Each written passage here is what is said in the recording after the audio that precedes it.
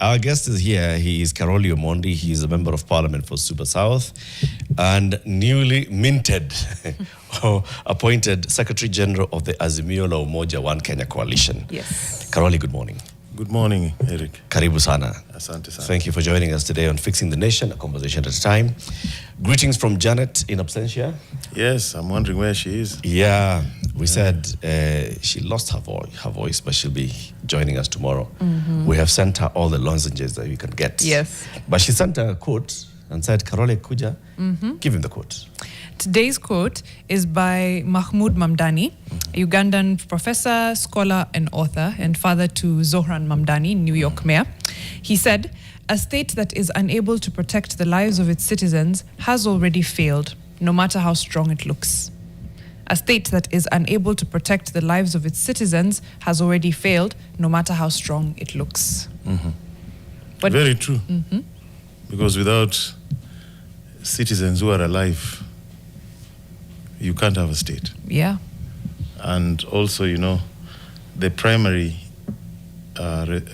actually the reason why people form governments and states is protection of life and property, is Yeah. to create order. that's true. Yeah. That was actually the basis of the formation of governments. Yes. Yeah. Yeah. Wow. Protect life We and must order go back to and take care of the basics. Commonwealth. Yes. Yes. Basically organize people. Yeah, otherwise, we will all be in what we call state of nature, where might is right, and you call it the chaos of the commons, where there's no order. Yes. Right. Caroli, we're going to talk about what's been happening lately politically on the political front. We see that you have aligned yourselves with the group that is now going around with Linda Mwananchi. You are now the Secretary General of Azimio. But before we get there, this morning we are just all sort of unhappy Yes. with the leadership of this country. You've seen the headline on the Daily Nation, starving amid plenty. There are millions of Kenyans who are starving currently. Their livestock is basically just dying. Their livelihoods are being wiped out. And the national leadership of this country, you included, are quiet about it. No, I don't think we are quiet. I don't think we are quiet. In Parliament, actually, I belong to a caucus that deals with feeding of children, school children in vulnerable areas, both urban and rural. We are not quiet about it, but I just want to be fair here. It is not the responsibility of the opposition or members of Parliament to ensure that there's enough food distributed to the population. That is a primary responsibility of the government, those in power. Our responsibility as a parliament is to allocate the resources in the budget. But the people who must ensure that people have food to eat are those in government. Why? Because we have given them the tools, financial resources, the early warning systems that there'll be a drought or there'll be a food shortage. They have the responsibility to do the planning on food security, to ensure that people have seeds, people are warned when to plant or to do whatever they are doing. But think about it. The other day, the government imported 6 billion worth of sugar. Who needs sugar when we need maize? I mean, this is the government failing. It is not, don't blame the women reps or the MPs or the MCS. The entire government machinery, if you understand the way government works, this is the primary responsibility of the central government, those in power. Do you think they're doing a good job of it? They're not, because you can clearly see that people are starving. You know, we were told that there was heavy fertilizer subsidy. We've been, as Parliament, we have talked about Kenya's lack of prospects in food security because of the subdivision of our land parcels. We don't have agricultural extension services like we had before. So most of these things are because in some areas, farmers are not properly guided. But also there's a fundamental problem. We don't know how to move our food. There are places where there's a lot of food, but we are not moving them, or the government is not getting hold of them to keep them for distribution in case of this sort of calamity. Okay. But the government has early warning system. They can't say they didn't know this was coming. Yeah. They must have seen it happen. It. Yes. We must all have known now. Caroli, when the people of Suba South took you to Parliament, Yes. they took you to Parliament to represent them, Yes. but also to act in concert with the other members of Parliament Yes. to oversight the executive. Yes. Oversight here is giving you a very strong tool. Yes. You allocate resources as Parliament, you basically appropriate, make sure that there's a sufficient money for school feeding, and you make sure that the government does the job of taking this food to schools. When that doesn't happen, we look back at where is our watchman, right? Because the herdsman has failed. Yes. Who's supposed to be supervising the herdsman? Of course, we It's are going. Parliament. Yes, that's true. And Parliament is silent about it. Yes. Parliament should, by now, a responsible Parliament should have stopped all other business and said, let's address this issue. Children are not going to school because relief supplies have not arrived. Yes. People are not sleeping in their homes because they don't have anything to eat. They're trying to go out there to look for anything that they can eat. They're trying to look at berries to feed their livestock. Their livestock are dying anyway. They have no water anyway. Parliament is going on with business as usual and then sitting back and telling us the executive has failed. And to contextualize, looking at what Parliament did appropriate for these matters in the last financial year, 1.2 billion shillings for food security and crop diversification projects. 1.2 billion shillings would go quite a long way in helping these 3.3 million Kenyans. There was also 300 million shillings allocated to ending drought emergencies. That was also to help build resilience, and there's also some money allocated to climate shocks and food resilience. There's the fertilizer subsidy, like you've talked about. When you talk, it comes into the tens of billions as a whole, going into agriculture, food security, climate resilience, all of those things. But then still 3.3 million Kenyans unable to eat. It could even be higher. I don't think the number is that. In Kenya, if you looked at the Oxfam inequality report, 50% of Kenyans go hungry every day. Every day. And those 50% of the Kenyans, 17 million of them slid into absolute poverty in the last 15 years. So I think that number is higher. Yeah, that number is much higher. What we are now facing here is pure starvation. But if it is food insecurity, the number is much higher. True. As Parliament, we just got back last week. I think this is our second week. I'm aware that we are going to have a press conference at the Norfolk at around 9, and we will be addressing, this is among the issues we will be addressing. Yeah, the group that was Linda Wananchi. Yes, we are going to have a meeting there. But this thing lies squarely with the government. You can't blame anybody else. Parliament, we can allocate, we can do anything. You see, and then there are also individual activities as a member of Parliament. For me, I can show you here. I'm not facing the kind of, in Suba, we are not facing the kind of challenges the northeastern people, our brothers in the Northeast are facing. But at least in my case, I'd asked for some relief. You can see the letter is there, sent to me, it's copied to me, that some food assistance be extended to the people of Suba South. We have also areas that have suffered this kind of drought. And you can clearly see there's a letter informing me that several bags of rice and maize have been allocated, and we should coordinate. And I've actually forwarded them to the DCC to have the food distributed to the needy places. So you can see that. So that's the letter here. Let me just read the letter that you're sharing me. It coming from the Ministry of Public Service, Human Capital Development and Special Programs from somebody Mwangangi Mwania for the Principal Secretary, who says to inform me that your sub-county has been allocated relief food for free distribution to widows and other vulnerable people.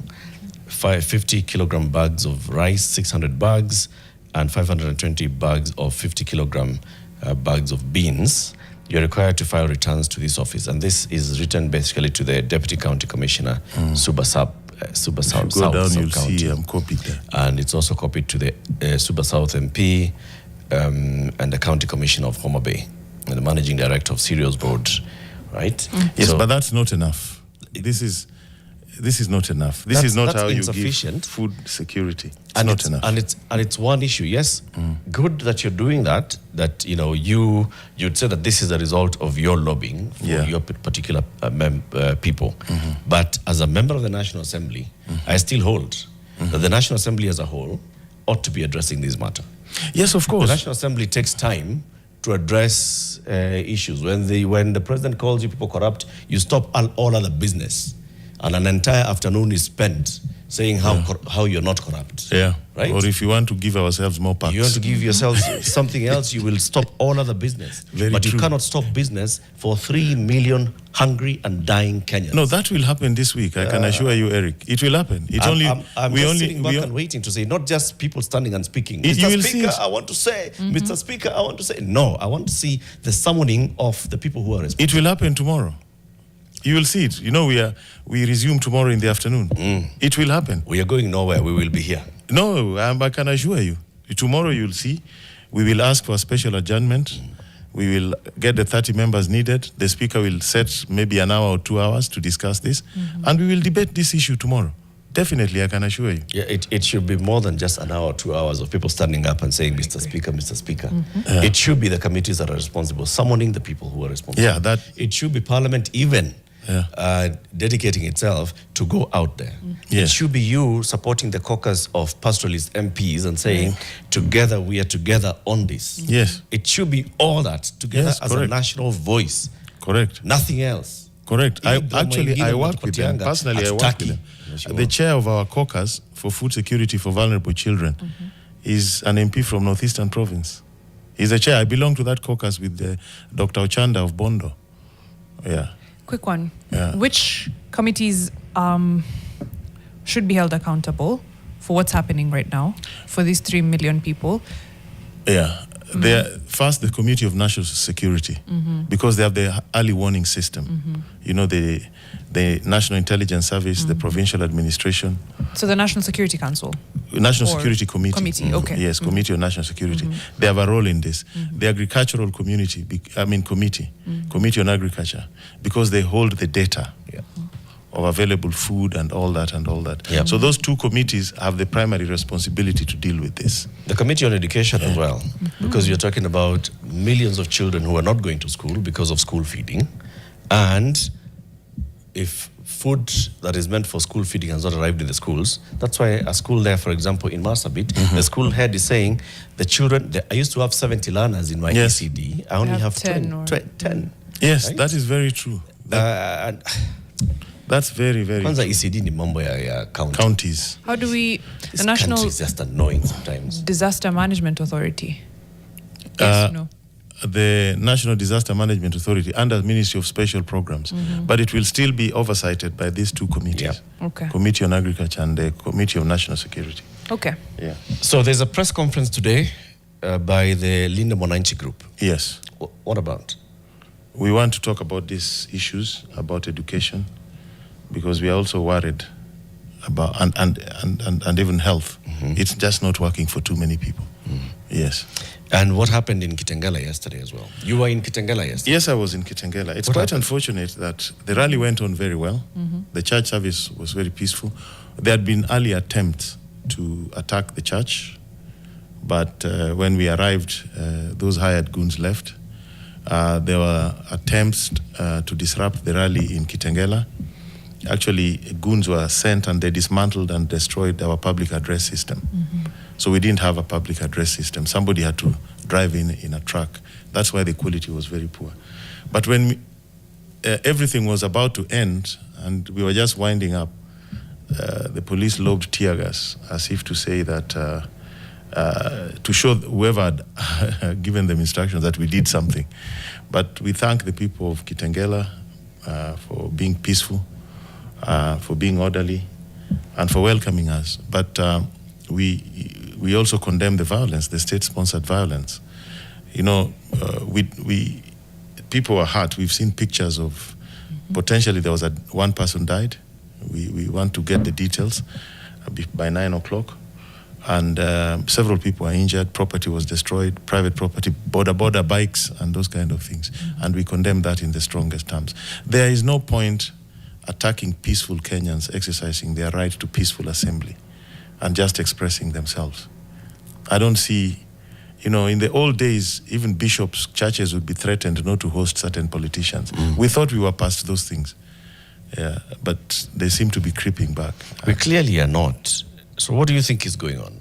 Why would the Independent Police Service do this? We are seeing it yesterday. We saw it in various other meetings across the country, that there is always police responding. And Mariam keeps asking, what's his response with tear gas? What are you responding to? Right. In a What church is this? service or in a public gathering? Right. Actually, when we were in Busia, the police behaved very well. There were very many. There were over 300 Police officers. police officers. Some were by the roadsides. But they stayed away. I think the police are Kenyans. In the discharge of their duties, there must be neutrality, but they're still Kenyans. They know what is going on. So they behaved very well. Even the ones in Kitengela, I am sure it is not all the police. It is a section, and that worked together with the hired goons. Because even when they vandalized the PA system, there were police who tried to protect the public address system. Right. Yes, there were. We must give them credit, and because they helped until we had the public now step in and expel the other people. Right. But they are normally, being politics, they are people who are used, who are paid, who are given instructions. You have to do this, and because there was no reason to lob the tear gas canisters at people in Kitengela. We had finished the rally. All of us had spoken. We were just winding down. We had started moving away. Then suddenly, they lobbed tear gas at innocent people, and it was very bad. It was very, very bad, because the place was so full of people, and the way Kitengela is, the exits are not very many. So why attack innocent Kenyans, peaceful innocent Kenyans?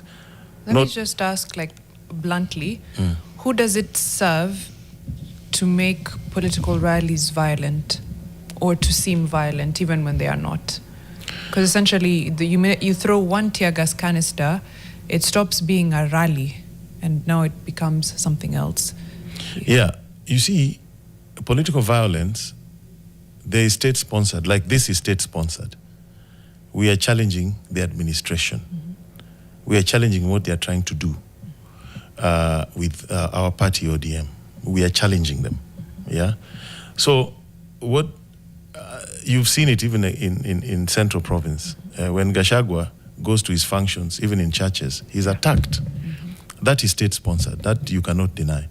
There could be violence that is intra-party, where local people competing for political power or influence hire goons. It's very common, especially in Nyanza, where rival gangs allied to politicians fight over, frankly speaking, very useless things. But much of it is usually state-sponsored. And what is happening now is, I think the administration is beginning to feel the heat.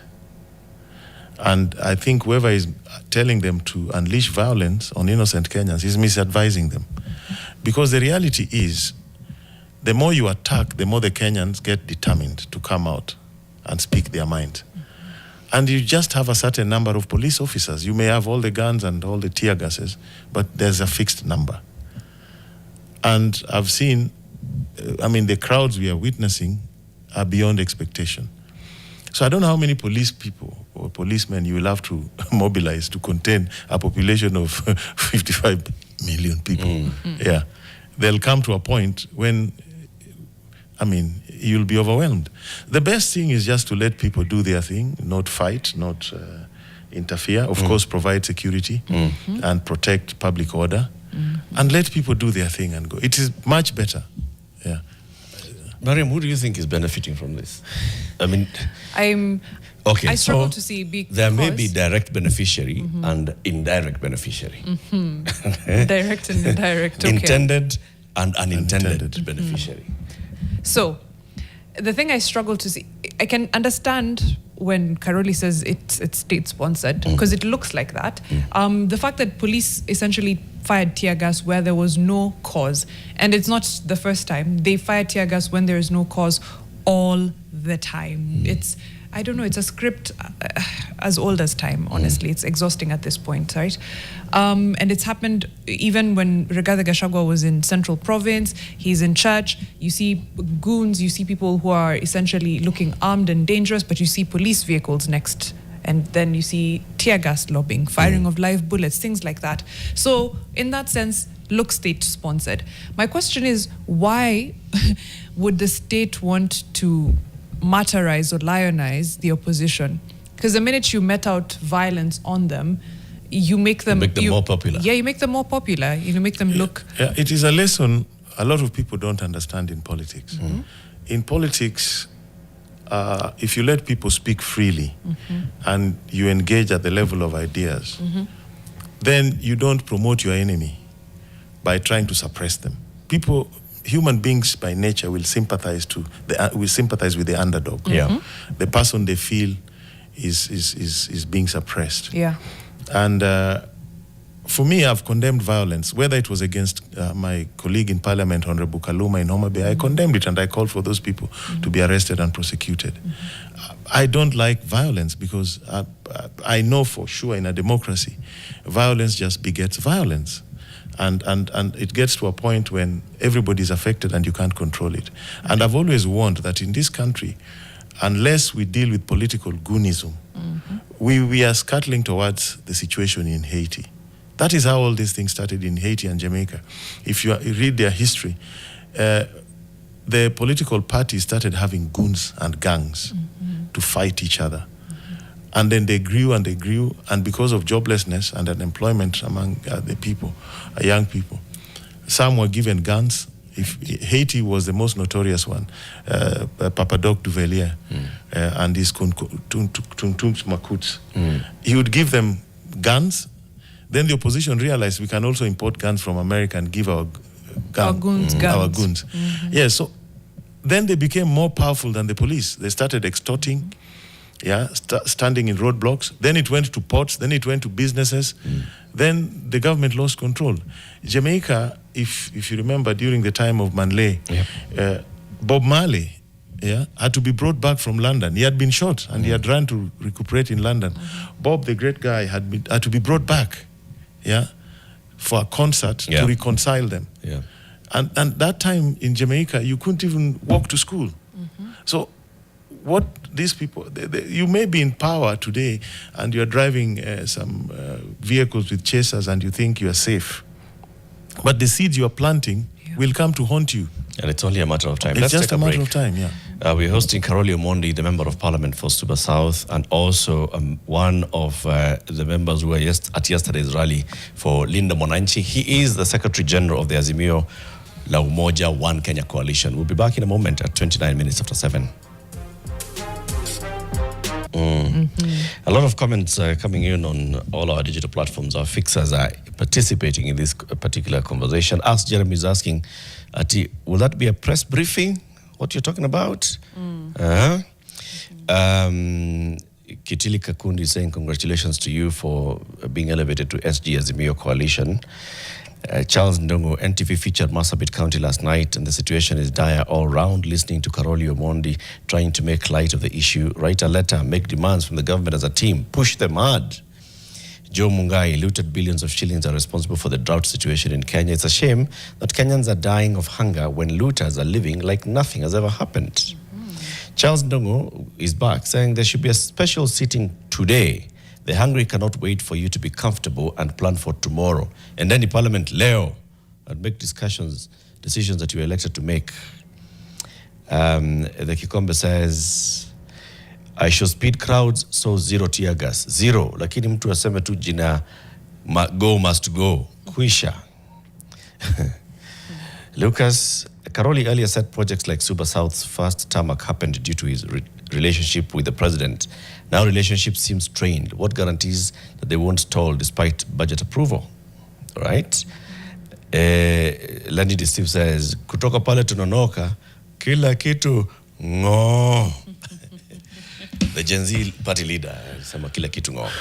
So let's talk about that now, your alignment. You're now aligning yourself with fellow leaders who are in the Linda Mwananchi group. What's that all about and why? First, let me reassure one of the callers that I don't take this lightly, this issue of lack of food and starvation, loss of livelihoods, the state of famine. You know, it is a very serious thing, and we don't take it lightly. And we are going to be very loud about it as from today and, of course, tomorrow in Parliament. But we can't just, ignore the fact that the government has assured us, even as late as, I think, late last year, that we had enough food in terms of maize stocks, in terms of rice, beans and the rest because of the fertilizer subsidy program. They had assured us. So we are going to ask them to explain to us what happened. And we will do our part. Second issue, somebody is very worried that our projects in Suba will stall because of my politics. I've assured them. I was in the village this weekend and the other weekend. None of our projects will stall because I don't see why they should stall. And I've not quarreled or disagreed at a personal level with the president. I'm just doing my politics. He's doing his politics. He has to find a pathway to his second term. I think I need a different pathway. And I don't see how those projects will be affected anyway. But what is happening is when I think the last meeting Baba held with a section of ODM, which is basically, I would call them the Luo MPs. We have something called Dual. We have a caucus called Dual within, as leaders of Luo Nyanza. That caucus, I think the last meeting he had with us, he was very categorical. He told us not to say two-term. He said it. He said only John Badi and Opio Wandai are allowed to say two-term so that they are not in conflict with their employer. But all of us, he said, we should not talk about two-term. Instead, we should focus on the 10-point agenda and issues that affect the people. And that after we've reviewed the implementation of the 10-point agenda, then we will decide which pathway to go. But it was very clear we must continue focusing on people-centered issues. When was this? We had that meeting about 2 months before we lost him. Yeah. So that is a position I've always taken. And I'm not a person who, because I was engaged in lobbying for projects for my constituency and meeting the president, that I lost focus on what my duties are. I don't think that's the kind of person I am. I've had very difficult discussions with the president on several issues. One of them is the leasing of the sugar mills. I don't agree with it. I don't absolutely agree with it because the sugar mills have been leased to incompetent companies, people who cannot create the necessary investment programs that we need. And I've asked very tough questions on that in Parliament, which the CS for Treasury has been dodging to come and answer. I've opposed the attempted grabbing of about 11,000 hectares of land of Miwani Nucleus Estate, where we want to establish a free economic zone for Kisumu. I've opposed that, and the president knows that. I opposed very strongly the SHA structure. You saw that. You can go to YouTube. You'll see my comments on that. I gave my strong views on CBE. I've opposed the ongoing Safaricom strategic sale, block sale to Vodafone. My voice, I've never muted my voice on things that I feel strongly about. And I'm glad at least on Safaricom, they've now brought a bill in Parliament to establish the infrastructure fund. And we are going to debate that very vigorously. I've never engaged with the president as a sycophant or somebody who is lying to him. We debate issues, and we've not quarreled. We've not had a fight on anything. We just disagree on some issues. We talk about them. He goes on with his business. I go on with mine. So at what point did you decide to fall out with him? We have not fallen out. This is who I have been all along. Okay. Yes, So we've not fallen out with the president. Here's a trajectory that we see politically, Yeah. right? Caroli Omondi works very closely with Raila Odinga. Correct. Actually, when Raila Odinga was Prime Minister, Caroli Omondi is the Chief of Staff. Correct. Caroli Omondi gets elected as MP of Suba South Correct. with an ODM ticket Correct. in 2022. Soon after, when ODM and other Azimio partners are organizing political rallies and all, Caroli Omondi and a few other MPs are seen to be working in collaboration Yes. with President Ruto and his administration. Right. Yes. In fact, ODM is uncomfortable about it, that the National Executive Committee of ODM starts some sort of disciplinary proceedings Correct. against members of parliament, Caroli Omondi included. Correct. Right? So Caroli was a rebel of ODM who was working with President Ruto until Baba and Ruto shook hands and they were started broad-based, and now Caroli Omondi was left out in the cold. And Caroli Omondi bolts. Have I summarized this thing nicely? Now let me give you the nuances. In 2022 elections, well before those elections, I did express to Baba and many people in ODM that President Ruto would win that election. And I gave them the reasons. And it was very contentious. I gave them the numbers, I explained to them why I thought he would win. And President Ruto won that election. I've said that repeatedly. So when he won, I felt very uncomfortable in a democracy that we would not recognize him. And I've told people, I personally went for his swearing in, and I didn't hide. I went to Parliament, I boarded the public transport, I went to Kasarani, I witnessed it, I left. That is how democracy works. In America, Trump was the first president who did not want to hand over. You know, and you could see what happened there. You go to an election, you win or lose, you see the smooth transfer of power, you move on, you do your opposition politics. So I didn't agree with what these people want. They were telling us Ruto had not won. I didn't buy that. Yes. And then they wanted us to engage in demonstrations and all those things. I did not buy that. Yes. So I decided that because I knew we had been in ODM with President Ruto for a long time. So for my road projects, which he knew about, actually, we had engaged on them even when he was deputy president. We met in Mombasa. We met in Parliament when he came to open the house. And he asked me about those issues. And I told him, we will engage. We didn't go to President Ruto at night. We went during the day. We were the ones who insisted. We want to come at 8 a.m. and engage with you on development. Yeah, and we did that. Until handshake. No. Broad-based. No. Even during that time, I was not supporting him blindly. I just used to, I've always done my work. If they bring something to Bunge I don't agree with, I speak my mind. Then ODM followed. And you remember they condemned us, they held rallies against us. They tried to expel us, we won those cases. And then they came and joined. And when they joined, they became a praise and worship team. And then we were very taken aback, many of us, yes, by the capture of the party. And the party, I've said this, and I'll repeat again, became very mercantilist. Today, what is happening in ODM is a very sad story.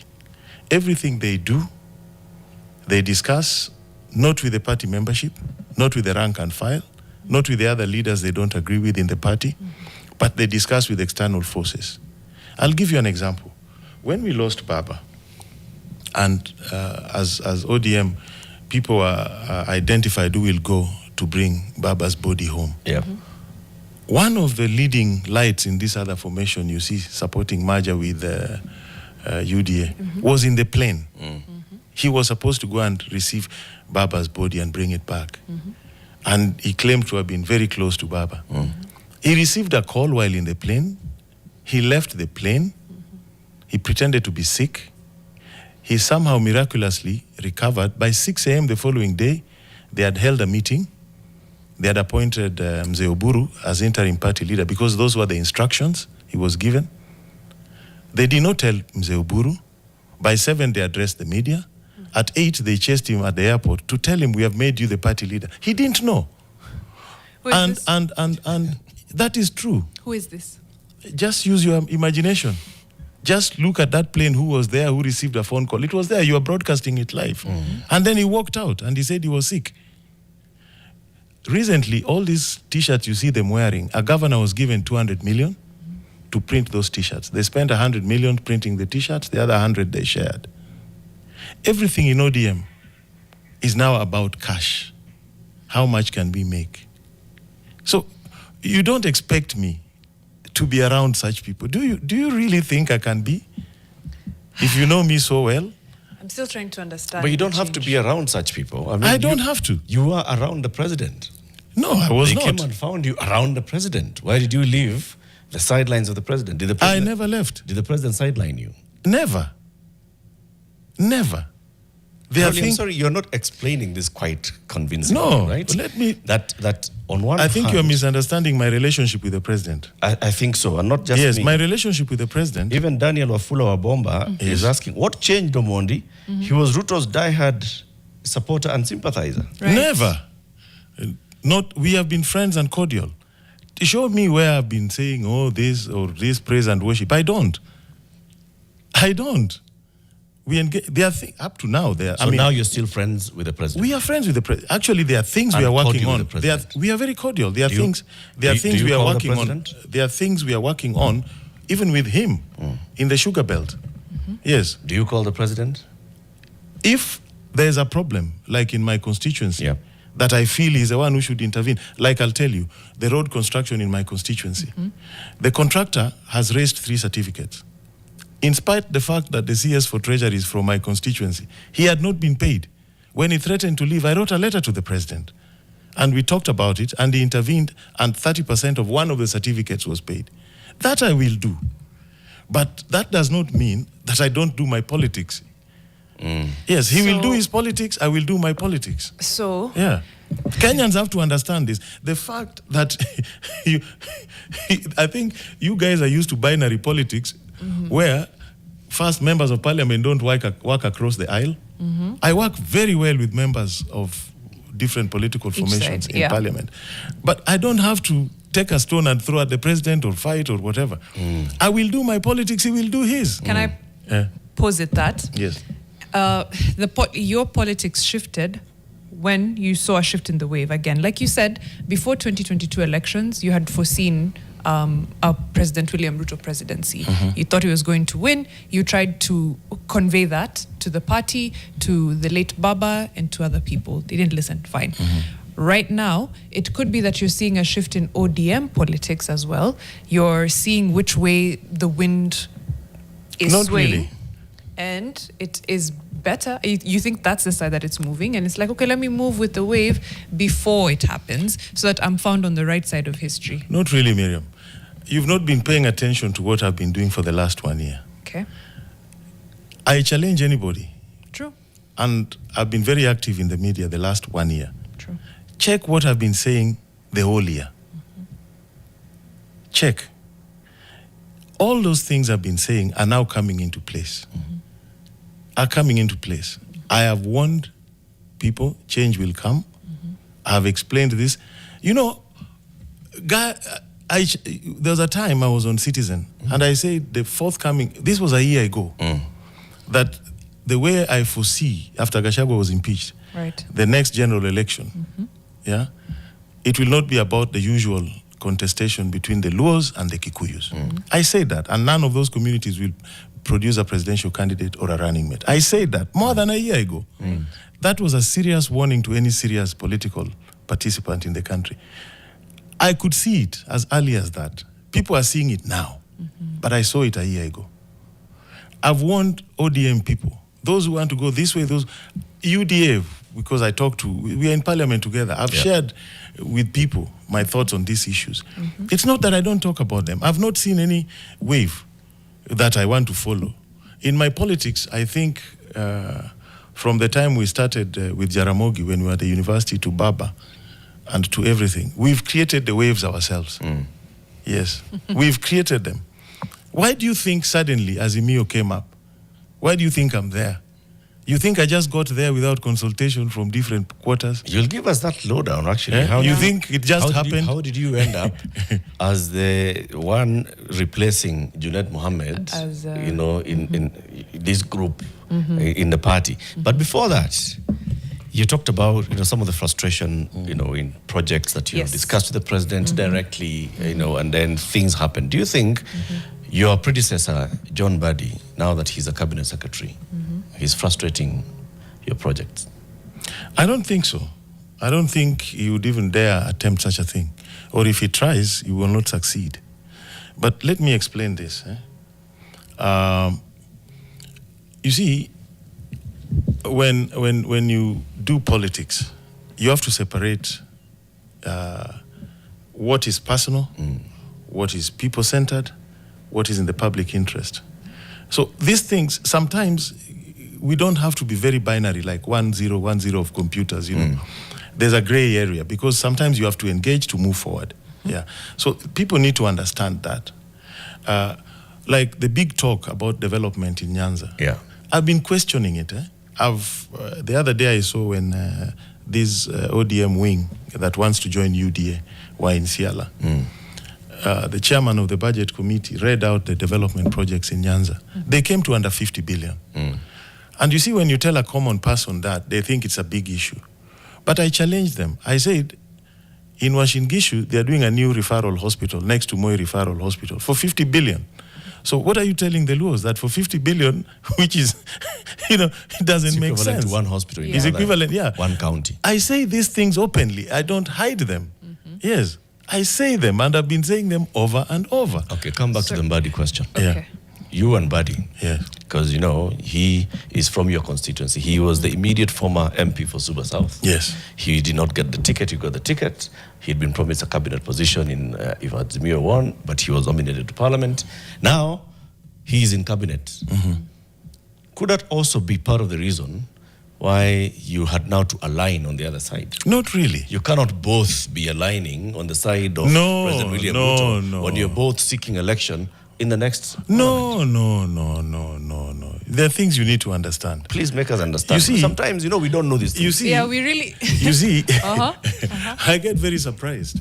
Mbadi is a very worthy competitor. I ran against him in 2017. I defeated him. Raila called me and told me, you've brought embarrassment to the party. How can you defeat the chairman? If we allow you to go forward, people will say the party is unpopular. So he said, and you are being stubborn, you will be a minister. I told him, I don't think you will win 2017 elections.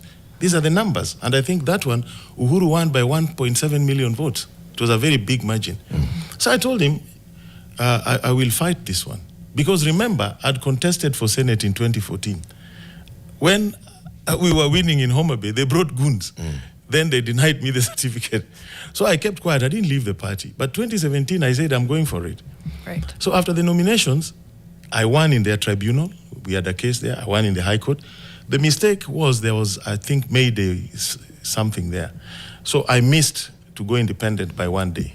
But my brother, who was visiting from Australia, I put him on a Ford Kenya ticket. The difference between him and Mbadi was just hundreds of votes. Mbadi is a worthy opponent. And by the way, there are many things we do together with him. We are not in perpetual fight. When we fight over the nomination, that's fine. Yeah, I don't do my politics because of Mbadi. Yeah, it has nothing to do with him. Yeah, in fact, 2022, when the late Mzee Baba called me and told me, I know you are running as I was in KRA, clearing myself, and I just registered my symbol as an independent. So the phone call came, and he was traveling to Turkana, and he explained to me why he thinks I should not run as an independent. He said, we've been very close, we've had our challenges, but I don't want you too far away from me. So you take care of, think about this. I didn't accept for 4 days. He came back, we negotiated several days, and I'm very close to the family. So even some family members intervened. We looked at it, and I said, let me not make Mzee's work difficult. But we agreed. I told him, if you're giving me a direct ticket, first, don't announce it. Because I have to go and prepare my people. They know we are going independent. So there was no announcement made. I went home. People, let me tell you, when I arrived the day for nominations, I could have gone as an independent, had a set of documents for independent, had a set of documents for ODM at IEBC. And let me also tell you, I never even paid the 250 that candidates were paying. I told him I'm not signing anything, I will not pay anything. Because I don't know how the people will react. And let me tell you, when I appeared in Suba at the IEBC to present those things, they were very worried. They were telling me, we hear you are back in ODM. They were not happy. When I first mentioned ODM, after I presented the papers, they told me, Wewe, don't tell us about Governor Wanga here na hiyo ODM, about another MCA who was ODM Ajimba. We don't want to hear about them here. Yes. We only want you. Yes. And, of course, in that election, Badi didn't support me. Yes. He opposed me. He supported somebody else. So in all the polling stations where he has influence, we lost. Wanga lost in all those polling stations. But we won. I won by over 11,000 margin, Wanga by 5,000. So that should also explain to you what is going on. In Suba, parties don't matter to our people. We've educated them. It is about the individual. Which is a good thing. Yes, we've educated them. And we've threaded on Suba politics specifically, and we'll continue to do so because there's some good things there. Yes. I want to take a short break, but I have so many questions, including some of those issues that Eric was touching on and that you mentioned, the leasing of the sugar mills, Miwani, and the idea of lobbying for projects from the executive, all of that. And then now coming all the way to what Linda Mwananchi is, what's the game plan, maswali ni mengi. We'll be right back after this. Hashtag is Fixing the Nation NTV. Thank you. Energino Riz. Looking at some of the comments on YouTube just before we continue our conversation with Caroli Omondi. Charles Ndungu is saying, one thing I've never understood about politicians is this friendship thing. So if the devil is the one on the platform, then he becomes my friend. You can't be friends with the local chicken thief. Lucas Olewe says, Honorable Caroli, if Parliament allocated the funds, why is presidential authorization needed, and why must you call the president to release contractor payments? This is on that stalemate, right? Then, good morning, my people. Okay, that's a separate one. Doi is also saying the same thing. Yes. NTV, please ask Honorable Caroli to explain what's the nexus between the president and the budget allocations to constituencies in matters of project. Yeah, which is what I was coming back to. This thing of having to lobby the executive for projects, members of parliament consistently saying it, I want development for my people. I want, how? Make it make sense. Why do you need to call the president as the fixers are asking? Very, very simple. Well, let's be pragmatic and realistic. The president is the head of the executive. So if you have a budgetary a project budgeted for that is being implemented and there are payment difficulties or certain challenges, you can go to the minister, you can go to the CS, you can go to the director of a road works agency or anybody, or you can go to the president. It's the executive. But where do you think you'll get quick results? You have to be pragmatic. And that just doesn't happen in Kenya. It happens everywhere, in the US, in the UK, everywhere. You can engage a minister, you'll get probably quick results than if you engage a PS. If you engage a PS, you'll get quick results than if you engage a director because of the consultation, the decision making. So reaching out to the president on such issues is not bad. And after all, he's the one who launched that project. We went with him, you remember? So he's fully aware of it. And let me tell you, there's no enmity. There should be no enmity in politics. Raila said this over and over again. You remember when Clinton was the president, Bill Clinton, there was a guy called James Carville, who was one of his top strategists. Who was James Carville's wife? Was the top strategist for the Republicans. We have to understand politics differently. That's why I'm saying we've understood politics to mean enmity in many respects.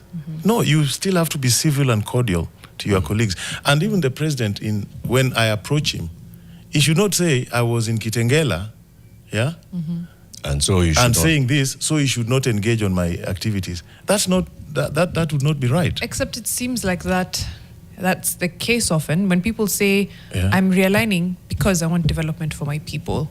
I'm shifting camps because my people deserve this and that. It's our turn to eat. We've been marginalized too long. We've been left out too long. That's exactly what they're implying. It's that if you're not within the inner circle, then yes, you don't get certain things. Yeah, that has also been the case if you've looked at our history. And our presence, communities that have received, I've always challenged people to get what we call the debt mosaic of Kenya. If you took the map of Kenya and took red pins, and for every loan we've ever borrowed, and you put them on that map of Kenya, the projects that have implemented, you'll clearly see there's a bias. Yeah, we've had that history. And also, so we can't run away from it. But also, remember, our politicians like to explain things very simplistically. Yeah, they like narratives that literally, if you interrogate them, they're hollow, but they're easy to understand by the public. Yeah. Let me challenge that, because we had the same conversation with Senator Onyonka here just a week or two ago, actually. And his thing was, you know what? Yes, historically, we know the problems. You use the debt mosaic. His analogy was the railway, right? That pre-colonially, development followed the railway line where things were agriculture rich, etc. All of that, true. And he's like, now it's our turn to eat or to expand, right? These development programs. And I challenged him and I told him, there's nothing new that you are doing except changing what the railway line looks like. The railway line now becomes proximity to the executive. It becomes cohorting with the executive. It becomes being friendly. Essentially, still, same problem, just in a same script, different actors. So if development is the issue, then members of parliament should be continuing to push for equity and for their projects to work with or without an executive that is friendly. I absolutely agree with you, Miriam. I know you'll say, let me guess, you'll say it's idealistic. And No. I want to give you a practical example of what I've done in Parliament to deal with that. You see, progressively, there have been moves to achieve equity in development. That's why we have devolution. That's why we have shareable revenue. That's why we have an established formula, so that certain funds are guaranteed to be transferred to the devolved units. In Parliament, I've brought an amendment to the Public Finance Management Act. Actually, I brought two. One, which I've defended before, they go through several committees, is to amend the PFM Act so that in the budget-making process, both the CS for the National Treasury, when making the proposals, and the Parliamentary Budget Office, when presenting the budget proposals to the floor of the House, there'll be a summative statement on development expenditure by constituency. So if you tell us there'll be 200 billion allocated to roads in Kenya, you have to tell us this 200 billion, 3 billion is in this constituency, 5 billion is in this constituency. And it is not impossible, because even if it is a road connecting two constituencies, you can compute the cost of each kilometer and tell us what that number is. If you tell us you have X amount for health or for water, you must break it down by constituency. Yes, I've brought that amendment in the House. That way, the MPs and the public will be able to see that there's equity, because what I'm trying to do is to give life to our national values. If you look at Article 10 and Article 232 on public service, the values, there should be equity, transparency, and nobody should be left behind. We are giving life to those values by that amendment. Must we amend this PFM Act for this to happen? Caroli, you are a lawyer. Yes. Right? You are right there at the helm of the country's leadership when we were giving ourselves this new constitution. Yes. And the thinking behind much of what we were doing was to remove strong presidencies. Correct. Remove power from the presidency. Correct. And not just power of the pen, but power of influence. Yes. And taking a lot of that to Parliament and saying, Parliament, you are the ones who shall allocate money. You shall approve budget, and you shall even go and break down how much money is going into what, right? Now, after doing that, why are we still going back to the president to shake his hand, to kiss his ring, for money that has been allocated to Parliament by Parliament to actually be taken to the ground? Because you have to understand, again, the nuances of democracy. When you go to an election, you present a manifesto. That manifesto has a list of your priorities. When you are voted in, that manifesto has been endorsed by the people. You can claim a legitimate right to implement it and influence your budget. And if you have won and you have majority members in parliament, and that was the manifesto on which everybody campaigned, they can legitimately claim these are the priorities, Kenyans approved, we will direct resources towards them. That you have to understand, that also happens. Yes. That is how democracy works. But now, when it comes to budget making process, you must also understand the committees are led by people who are aligned in a political party. Yes. And the boss of those people is the president. Yes. So you can go to talk to a guy in a committee or a chair in a committee, but he's not the final decision maker on that issue. That's what I'm saying. Politics has to be pragmatic as well. You have to be pragmatic. Yes. This pragmatism it's is not actually, that no. It is undemocratic to the many who do not vote for a president. Assume, yes, for example, that we actually end up with a president and a House majority that doesn't come from his party. That is what I've Then always wanted. what? That's why I'm saying we should finance independent Because candidates. you are saying that as an ODM elected MP, yes, you should go into parliament and you're a member of the minority. yes, But you should be looking at it as parliament as a whole, debating as minority, majority in Correct. parliament and coming out with decisions of parliament correct, on what has been allocated for development. correct. And the executive going in ahead to implement that. The executive shall have gone to parliament to try and also convince other members of parliament that this is my agenda, this is why I'm bringing these proposals to parliament because this is my manifesto. There shall be an agreement, a give and take. Yes. But beyond that, you can't say that a member of parliament from the minority will then not get their development because... But that is the reality. That is what is happening. That is why I'm saying we now need this summative report on every budget. You know what will happen once we have it? Once the budget comes, you know, you have a lot of documents that come, you know how many there are around the budget. Once that budget will come with a summative statement on development expenditure, I'm not talking about recurrent, it is development expenditure. Yeah. The MP, however lazy you are, surely you can get the summative report for your constituency. You look at the road section, you say, okay, I didn't get anything on roads, I didn't get anything on water, I didn't get... You can go to court. That is why I'm bringing that tool. It will give you, because the constitutional principles of equity are now not being followed. If they give one constituency roads, they must give the next one water. You know that is what I'm trying to do. Can I be honest? Yeah. The issue here so that you isn't take away that a lack of frameworks or the constitution not being strong enough to facilitate like equitable development across the country. It's just the people in power that are the problem. Elected leaders all the way from MCAs all the way to the president. That essentially is the problem. Yes. Even if we amend the Public Finance Management Act, there will be some other way to circumvent. We'll find some other way to lobby. The problem remains the people. It is not But the Miriam, paper. should we give up? No, we don't We give up. must try. No, you make what already exists work. We There's no must need try. to amend laws if there's no intention and no spirit behind them. So for me, the fix is to have members of parliament realize their work, which is representation, oversight, legislation. I've also dealt with that issue. A bill has been published where I'm introducing as a mandatory subject nationhood science, so that from kindergarten we teach our people not to discriminate against each other, to be fair, to respect the constitution, so that we take away all these bad habits that we have in these older generations, so that we prepare that, you know, if you go to Scandinavian countries, most of these things are not written because they are considered way of life. True. Yes, that is what I'm trying to deal with, very soft issues, but which will be very impactful in the long run. And I agree with that. Yes, that is what I'm trying to do. Nationhood science, I think, is something we Correct. definitely should do.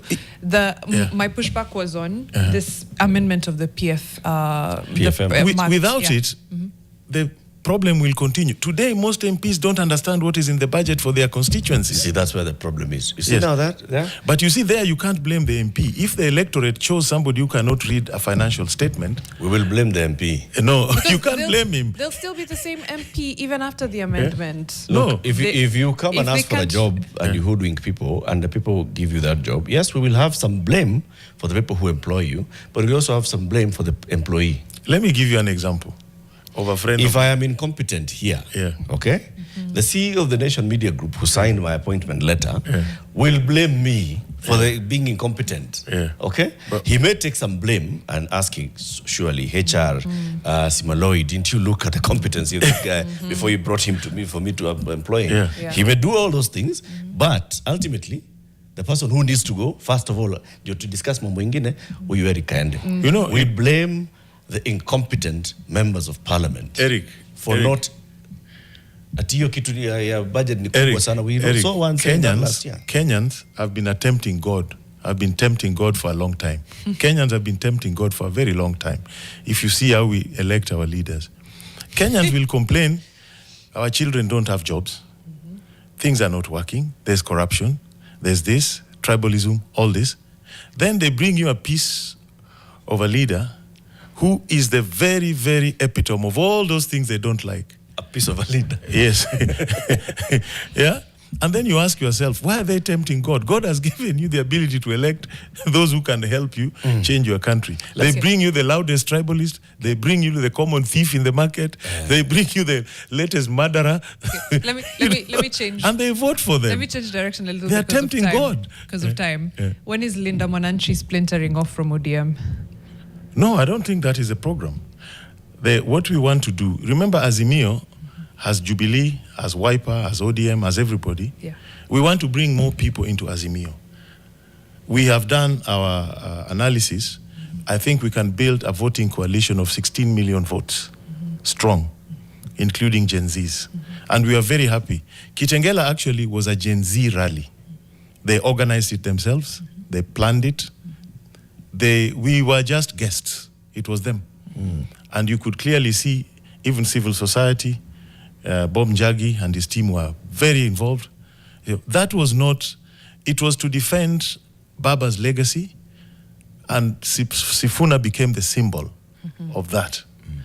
But it is much broader. It was broader than we expected because a lot of people are coming on board. So for Azimio, there'll be rebranding, there'll be reorganization, but the plan is to expand it to give everybody room so that a people's alliance can be developed. We are not splintering from anybody. For me, my advice is anybody who feels very strongly in ODM that they want to join UDA and support my good friend, President Ruto, I think the best option for them is just to resign and go to UDA. Okay. Yes, because majority of ODM supporters don't want to go that way. And you know why they don't want to go? Because they can clearly see that move is breaking Baba's legacy in terms of the coalitions that he built. Because it has been reduced to a Lua affair, a Nyanza affair within ODM negotiating to join UDA. Baba's legacy was bigger than that. In the last election, Baba had 1.1 million votes from central Kenya. Where are those people? Where are they? Baba has always won in Eastern, he has always won in Western Kenya, he's won in Masai, Pokot, Turkana, he's won in Wajir. Baba has always won in Coast. Yeah? Where are those people in this discussion? So what you are seeing is that the vast majority of Baba's network, the 6.9 million votes that he had, don't want to move in that direction. Yeah, that is what we are doing. They want to remain with their traditional allies and negotiate another pathway to power. Okay. So there is no way Linda Mwananchi will break from ODM. But of course, politics being politics, the state machinery and everything, there'll come a time when we will know who controls the heart and soul of ODM and the instruments that you go say with that, it. You say that, but just a human being walking, one leg is moving this way, one leg is moving that way. What inevitably will happen? Tapasuka msamba. Yes, but you see, it is not ODM walking that way. It is a section of ODM who are mercantilists, who are walking that way. Okay. Yes. And they should not destroy Baba's legacy. Yes. So your game plan as the Secretary General of Azimio, you're joining these rallies so that you also interact with the Linda Mwananchi group. Yeah. To woo them into Azimio. Look at it this way. Not to woo them. Look at it this way. ODM protested that we made the changes in Azimio without informing them. Yep. The truth is, ODM has never informed us that they have, as Azimio, that they have a new party leader. They've never written to us to say, this is the new party leader. They've not. Yet they are founder members of Azimio. So we wrote as Azimio, when we proposed the changes, we wrote to the Secretary General, whom we know, who is on record. We know the party, that one we know. You wrote to Sifuna? Yes, we wrote to Sifuna and invited him for the meeting. He sent his apologies. And it's not that ODM was not aware. They were fully aware. We wrote to Junet. He was fully aware. Yes, but the idea that they have a new party leader, they've never communicated to us. If and when they do, we will respond and start communicating. But we cannot assume there's a new party leader based on press reports. That's not how it works. Yeah. So is ODM in Azimio or not? ODM is in Azimio. He's a founder member of Azimio. ODM is in Azimio. Jubilee is in Azimio. Wiper is in Azimio. There are 21 parties in Azimio. That is Baba's last political party. That's the party he ran on. Yes. Before we lost him. And Baba was the party leader of Azimio. Uhuru is just chairman of the management council. The party leader of Azimio was the late Baba. Then why do we have this Linda Mwananchi group? Who are they? Because if you look at them, the people who are there, you are in ODM, you're in Azimio, Sifuna is in ODM, that's Azimio, Onyonka, that's Azimio, Babu, Kitutu Chacha South MP, all of them from Western, Azimio. East, Kibagendi, yes. That's Azimio. Yes. So why call it Linda Mwananchi, whatever? Just call it Azimio. No, there's also Linda Ground. That's you ODM. You must remember, you must remember that ODM is in Azimio. Actually, in Parliament, there is no ODM recognized in Parliament, in the National Assembly. This is what people don't know. In Parliament, you have Azimio and you have Kenya Kwanza.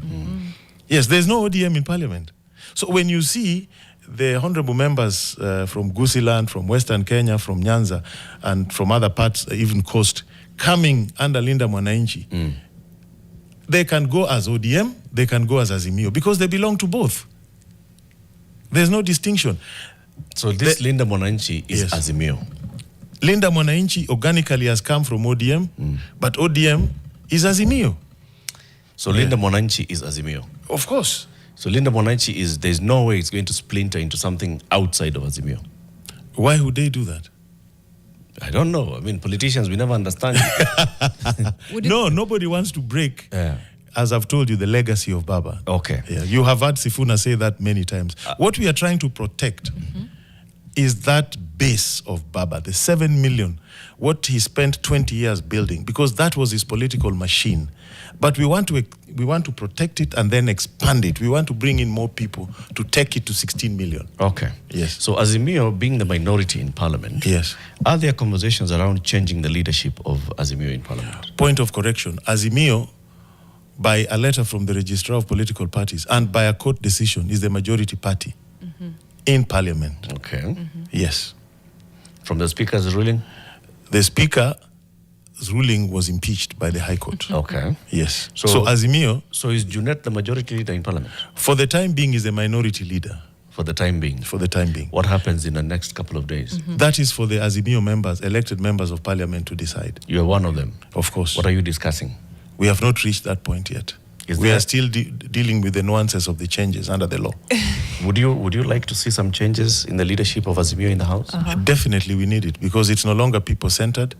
You can't have a situation where the leader of minority is actively prosecuting the agenda of the majority side. Yeah? And you can't have the majority side, I mean, where there's constant concurrence. Then that house is dysfunctional. That's not how our constitution intended it to be.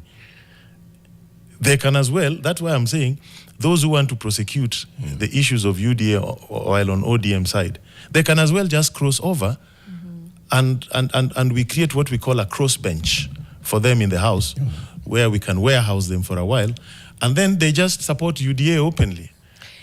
But from their warehouse. Yeah, from the where if you look at the English Parliament, the Westminster Parliament, or in Australia, when you move from your political party, you don't go for a re-election or anything.